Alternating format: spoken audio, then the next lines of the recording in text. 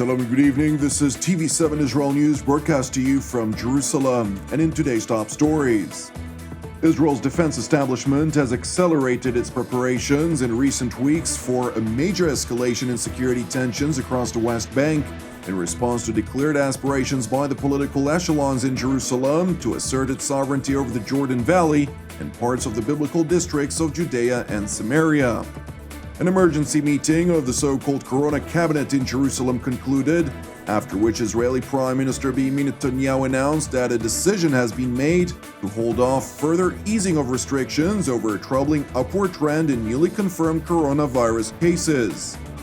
Hundreds of protesters have once again flooded Beirut's main square as part of the Lebanese population's outcry over the technocratic government's handling of the country's alleged institutionalized corruption and failing economy. Israel's defense establishment has accelerated its preparations in recent weeks for a major escalation in security tensions across the West Bank in response to declared aspirations by the political echelon in Jerusalem to assert the legal sovereignty of the Jewish state over the Jordan Valley and parts of the biblical districts of Judea and Samaria. While senior Israeli defense officials confirmed to TV7 that there is no concrete intelligence that indicates a definite violent escalation, the prevailing security assessment notes that mounting tensions across the West Bank may produce lone sparks that could consequently ignite a rapid escalation in the security situation on the ground.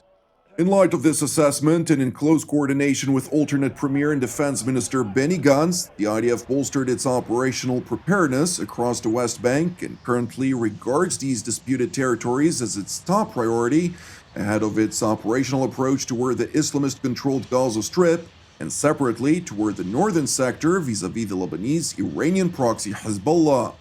The preparations are currently focused primarily on updating the operational orders on the ground, approving plans for the military's regional brigades that operate across the West Bank, and for the possibility of war.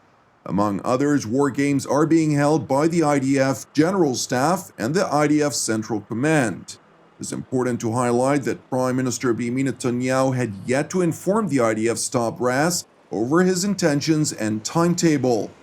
A senior military official who spoke with TV7 on condition of anonymity revealed that the main reason for Netanyahu's reluctance to share his intentions with the IDF stems out of the military's contention vis-a-vis the proposed timing for annexation and the security challenges that may impact Israel from such a move. The official stressed, however, that while there remain conflicting opinions within the military's ranks about the matter of annexation, the voiced contention does not necessarily pertain to if the assertion of sovereignty should be implemented, which is solely a political decision, but rather of how and when. Meanwhile, amid the Israeli military's operational preparations for potential consequences on the ground, Jerusalem's alternate Premier and Defense Minister Benny Gantz is reportedly scheduled to visit the Jordanian capital Amman as part of Jerusalem's efforts to calm tensions with the Hashemite kingdom over prospects of Israeli annexation of the Jordan Valley in particular.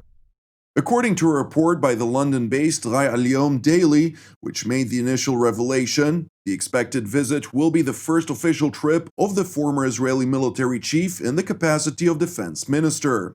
Nevertheless, Gantz's office refused to confirm nor deny the report.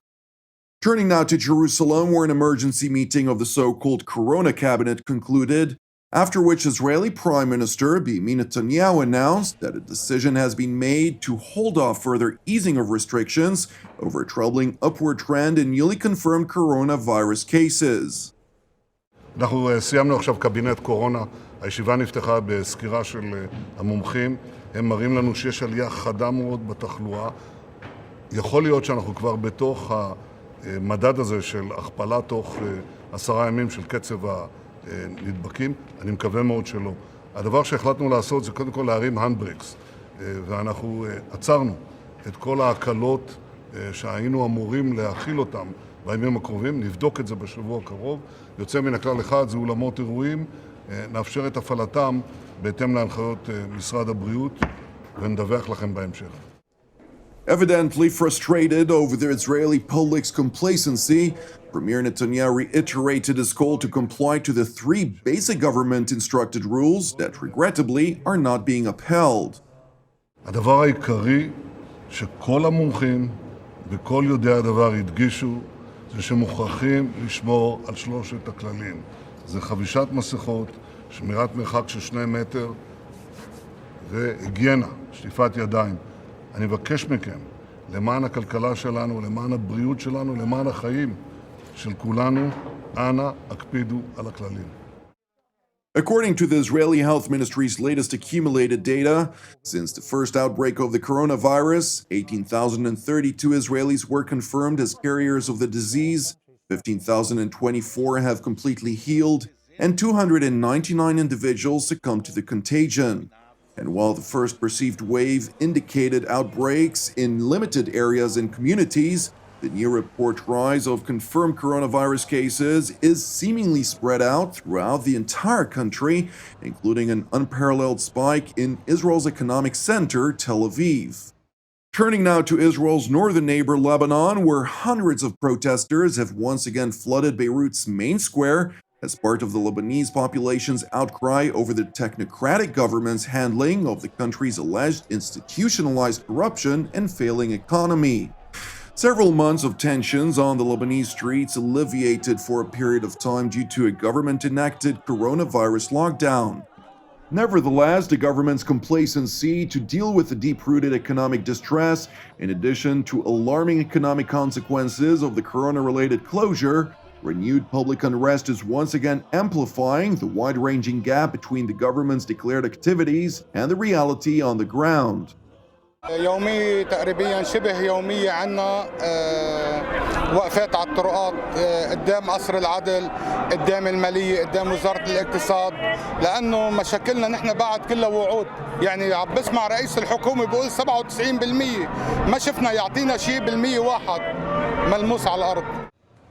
Among other expressed frustrations, the demonstrators also voiced growing anger toward the Iranian-backed Hezbollah, which enjoys an increase of influence over the country's institutions, a fact that inevitably impacts Lebanon's international standing. اكيد اليوم الحكومه فشل الذريعه. اول شيء ما حاربت الفساد، مش قادره تحارب الفساد، وطالما في ميليشيات هي اقوى من الدوله ما رح تقدر تحارب الفساد. طالما في زعماء اقوى من الدوله ما فيها تحارب الفساد. نحن عم نطالب انه الدوله اللبنانيه تكون اقوى من الميليشيات، عم نطالب الجيش اللبناني هو يسيطر لنقدر نبني اقتصاد. مش قادرين نحارب الفساد، مش قادرين نبني اقتصاد، مش قادرين ناخذ مساعدات دوليه من وراء هالميليشيات، مش قادرين يجي سياحه على لبنان من وراء هالميليشيات لأن الدوله ما حدا عنده ثقه فيها. يعني اكيد غريب لانه بعتقد كلنا تعبانين وصار الاوضاع انه صاروا قاسيين اكثر، يعني وضع الاقتصادي، فبحس انه العالم ما بقى عبالهم هيك يحيسوا انه يعملوا بارتي وهيك، يعني في غضب بحس انه اكثر، وانا عندي غضب. The calls by the demonstrators to disarm Hezbollah from its weapons has subsequently infuriated the Iranian proxy and its domestic Shiite allies, which vocally refuse to relinquish their strong power since it grants them an edge over other sectarian groups in Lebanon, including Christian, Sunni Muslim, and Druze. Thank you for watching us. As part of TV7's Global Prayer Initiative, I would like to encourage you today to join myself and the team here in Jerusalem to pray for the salvation and peace of Portugal, alongside our ongoing prayers, of course, for the peace of Jerusalem, the salvation of Israel, as well as for all those who are impacted by the corona contagion worldwide. I would like to also seize this opportunity to thank all of our partners, as your dedicated support by means of prayer as well as finance is the reason TV7 Israel News is made possible. I'm Jonathan Hassan. Have an Erev Tov, and we will see you again tomorrow at the same time.